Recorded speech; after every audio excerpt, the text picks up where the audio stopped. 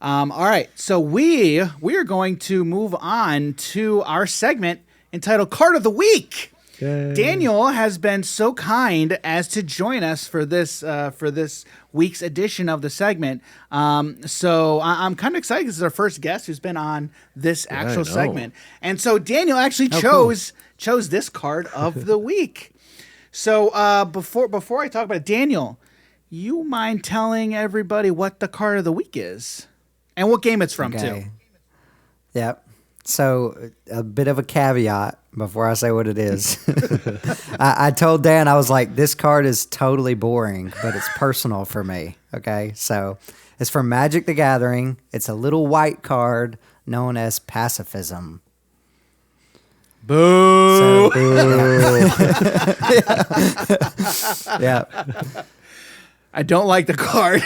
The reason I don't like it is I think one of the first times I played like limited or sealed, I'm like, the first time I saw that card, I'm like, I have a big beater on board, like a 6/6 beater. Yep. I'm getting ready to attack with it. My opponent, Pacifism. Like, you're what?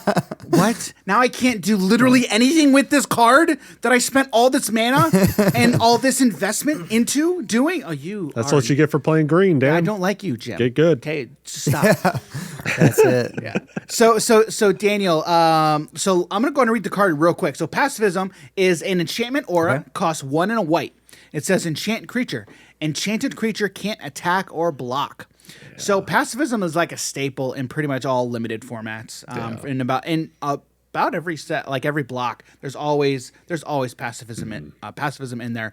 So anytime you're playing a lot of limited formats, you're going to see if somebody's playing white, they're most likely they've got Pacifism in their deck. To be quite honest, to be quite honest with you. So for only 2, it's a pretty good effect, especially when you're essentially stopping a 7 mana threat for only 2 mana that can now literally do nothing. That's a pretty good effect. So Dana, I'm curious. I would love to hear this story. So why is Pacifism personal to you? Yeah. So like we were saying earlier, Boros was like my first, experience with Magic. I came in playing in the RTR block. Red white was super appealing to me, so I started building a Boros deck.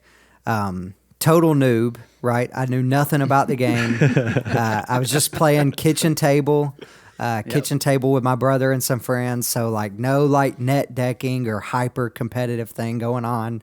Like I'm fresh, right? And I'm putting together this Boros deck, and like I'm just like wrecking all my buddies. But I noticed like the weakness of my deck was like, if my opponent filled up their board too much, like I couldn't get attackers in. Like this is what my, little new brain was telling me. And so I was like, I need a way to be able to just swing through anything they summon. Like I need to be able to pacify their creatures.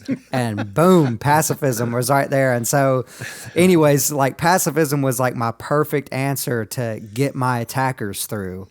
And I remember like, man, I'll never forget. Like we were playing one night, kitchen table, nothing serious, nothing competitive.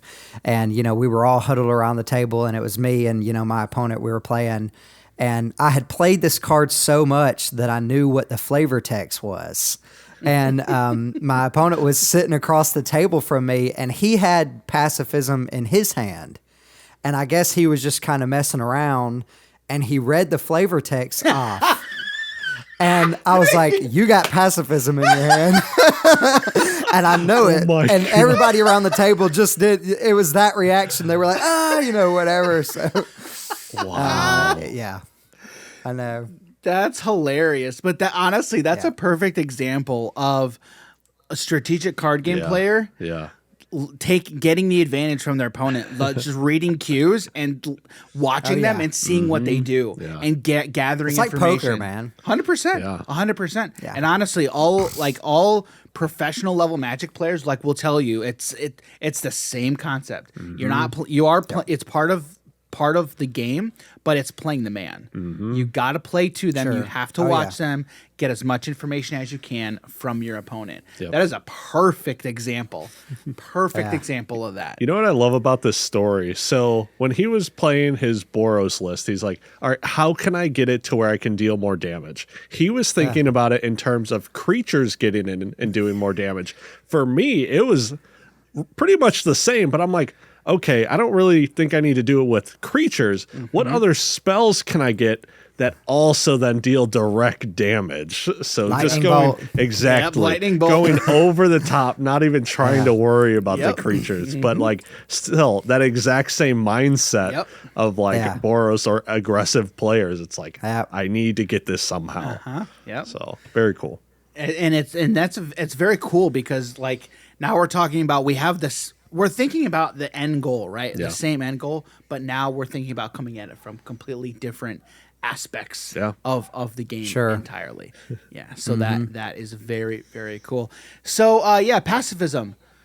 Don't read the flavor text, guys. Don't read any Do it. flavor text ever. Don't read Yeah, never read your flavor Don't read text. it. Don't read it. So, all right.